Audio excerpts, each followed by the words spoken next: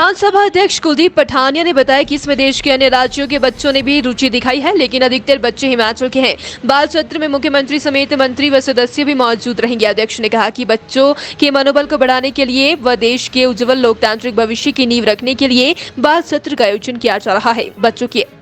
Entries देश भर के कुल 9 राज्यों से आई है, जिसमें हिमाचल प्रदेश, राजस्थान, पंजाब, उत्तराखंड, उत्तर प्रदेश, दिल्ली, गुजरात, असम, बिहार राज्य। चयन प्रक्रिया कुल 3 भागों में बांटी गई है। इनमें पहले भाग में वीडियो क्राइटेरिया पूरा करने वाले 585 बच्चों का चयन हुआ। दूसरे चरण में बच्चों की अभिव्यक्ति के आधार पर 285 बच्चे पैनल द्वारा चयनित किए गए। अब तीसरे एवं आखिरी चरणों में बच्चों द्वारा उठाए गए मुद्दों की अहमियत एवं सुझावों की जरूरत के आधार पर 68 बच्चों की चयन प्रक्रिया जारी है, जिसका परिणाम जल्द जारी कर दिया जाएगा। जैसे इस बाल सत्र में मैंने सामाजिक न्याय एवं अधिकारिता मंत्री के रूप में मैंने अपना दावा पेश किया है, तो मुझे लगता है कि हमारे जो समाज है उसमें कई ऐसे कमज़ोर वर्ग हैं जिनकी तरफ बहुत कम ध्यान दिया जाता है। जैसे हमारे विशेष बच्चे हो गए। अब मैं अगर आपको बताऊं तो पर्सनली जो मेरे बड़े भैया हैं वो भी एक स्पेशल चाइल्ड है, तो इसलिए मैंने देखा है कि उन्हें क्या क्या प्रॉब्लम्स पड़ती है, उन्हें क्या क्या दिक्कतें होती है। तो उसमें से एक छोटी सी दिक्कत मुझे ये लगती है कि जो ये विशेष बच्चे होते हैं इनके लिए सेंटर ज़्यादातर आज के टाइम में प्राइवेट है, जिनकी वजह से इन बच्चों को जो इनकी जो केयर करना चाहते हैं लोग, उन्हें उनकी सैलरी नहीं मिल पाती, उन्हें उनकी जीविका नहीं कमा पाते वो। और क्या होता है ये जो इंस्टीट्यूट्स होते हैं प्राइवेट इंस्टीट्यूट्स, ये भी जल्दी बंद हो जाते हैं। मगर मैं समझता हूँ अगर सरकार के द्वारा ये इंस्टीट्यूट्स बनाए जाए और सरकार इन चीज़ों को प्रमोट करे तो ये चीज़ें ऑटोमेटिकली जागरूकता भी ला सकते हैं हमारे देश में, और साथ ही साथ में इन विशेष बच्चों की सेवा भी की जा सकती है जो वो शिक्षा से रिलेटिव छोड़ रहे हैं। क्योंकि आजकल के बच्चों को साइंस पढ़ा रहे हैं, ठीक है, जो उनका सब्जेक्ट है वो उन्हें पढ़ाया जा रहा है, लेकिन हमारे जो धार्मिक ग्रंथ है वो छूट रहे हैं। 3rd से संस्कृत पढ़ाई जाएगी, ठीक है, +1 +2 में संस्कृत नहीं है। मेरा फेवरेट सब्जेक्ट संस्कृत है, मैं अपना पर्सनल एक्सपीरियंस बताती हूँ, परंतु मेरे विद्यालय में संस्कृत है नहीं, जिस वजह से मुझे शायद फागली जाना पड़ता, वहाँ पर मुझे पढ़ना पड़ता। संस्कृत भी एक ऐसा सब्जेक्ट है जो हो सकता है कि +1 +2 में रखा जाना चाहिए, क्योंकि बच्चे आज के जनरेशन के हिसाब से सब पढ़ रहे हैं परंतु अपनी संस्कृति को छोड़ रहे हैं, जो कि गलत बात है। अपनी संस्कृति को साथ लेकर बच्चों को चलना चाहिए। इसलिए जो भी शिक्षा मंत्री है या फिर जो राजनेता जो भी हमारे भविष्य में आने वाले हैं या अभी है, उन्हें शिक्षा पर थोड़ा सा और ध्यान देने की आवश्यकता है। जी, मैं लॉरेटो कॉन्वेंट तारा हॉल की 7वीं की छात्रा हूँ। मेरी जो पहली प्राथमिकता रहेगी वो रहेगी कि मैं चाहती हूँ कि सब स्वास्थ्य पे ध्यान दें, क्योंकि अगर कोई स्वस्थ रहेगा तभी उसको विद्या दी जा सकती है, तभी उसको बाकी चीज़ें दी जा सकती है। तो इसके लिए सबसे पहले तो अब सती माता जी के जो पिताजी थे उन्होंने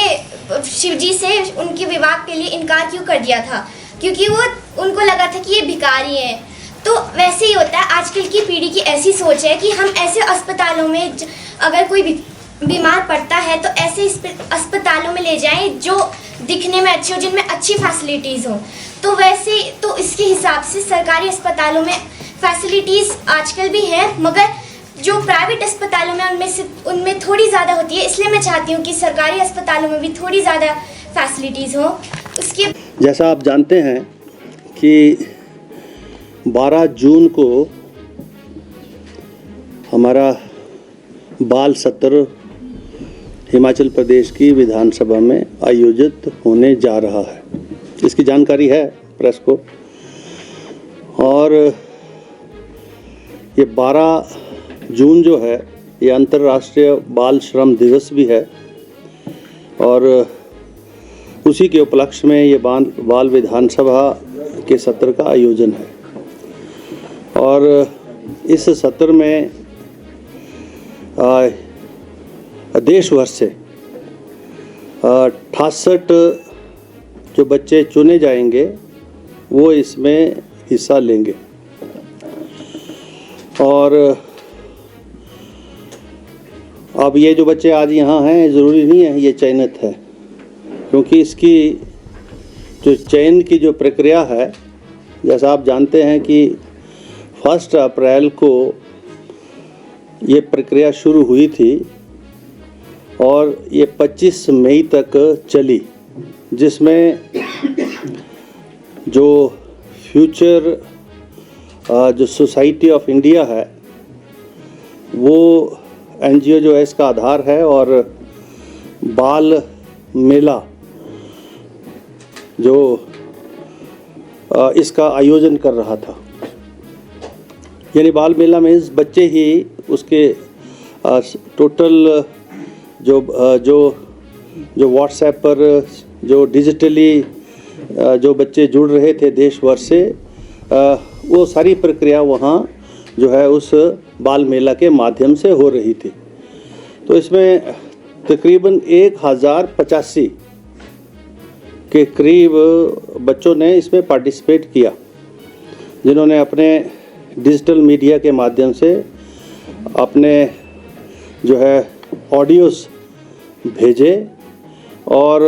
वो उस जो बाल मेला की जो समिति है उसके माध्यम से वो वहाँ पर वो चयनित हुए। अब एक चयनित तो अभी हुए नहीं हैं, 68 तो नहीं हुए, लेकिन उसमें से 585 ऐसे बच्चे थे जिन्होंने जो विषय थे उन विषयों को समय अवधि के अंदर उसमें रखा, और 285 उसके बाद ऐसे थे जिनके विषय जो थे वो जिन मुद्दों के ऊपर विधानसभा बाल सत्र आयोजित होगा उन विषयों को लेकर उनके ऊपर जो उनके विचार थे और जो उनकी परिपक्वता थी वो उसमें देखी गई। अब ये 285 बच्चे जो लास्ट हैं, इसके बाद आज तक 68 बच्चों का चयन होगा, और ये होगा जो फ्यूचर सोसाइटी ऑफ इंडिया है जो राजस्थान में स्थित है, और बाल मेला जो आयोजन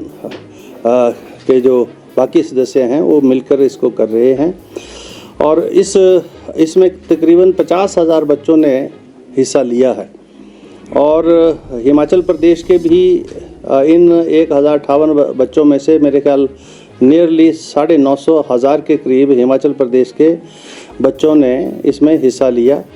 और वो चाहे 17 साल की आयु से कम, और चाहे वो स्कूल जाते थे या स्कूल उन्होंने छोड़ दिया था, लेकिन जिस भी बच्चे ने इसमें पार्टिसिपेट किया और जो है उसमें जो मुद्दे की राजनीतिक तौर पर जो, क्योंकि बच्चे जो है भविष्य है, और जैसे कहा गया है कि child is a father of a man, आने वाला कल जो है इनका है, इसलिए जो चुनौतियां हैं, राजनीतिक चुनौतियां हैं, सामाजिक चुनौतियां हैं, उसके दृष्टिगत ये जानकारी बच्चों में पैदा हो, और हमारा जो सिस्टम है, जैसे लोकतंत्र प्रजातंत्र के सिस्टम में चुने हुए प्रतिनिधियों का एक अहम स्थान है, और इस विधानसभा या पार्लियामेंट के माध्यम से हम क्या करते हैं उसकी जानकारी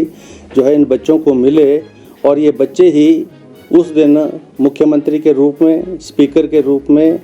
नेता प्रतिपक्ष के रूप में, मंत्री परिषद के सदस्यों के रूप में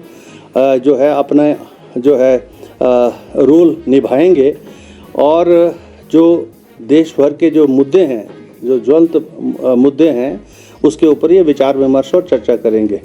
तो उसी संदर्भ में 68 बच्चों को चुना जाएगा अभी, और मुझे लगता है कि ज़्यादातर बच्चे हिमाचल प्रदेश से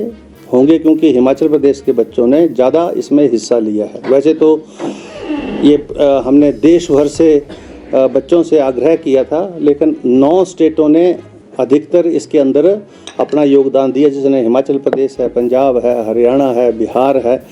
तो ऐसे ऐसे जो राज्य हैं उसमें राजस्थान है, गुजरात है, यहाँ से जो बच्चों ने अधिक जो है पार्टिसिपेट किया है। तो ये जो है बाल सत्र के पीछे जो सोच है वो ये है कि बच्चे जो हैं,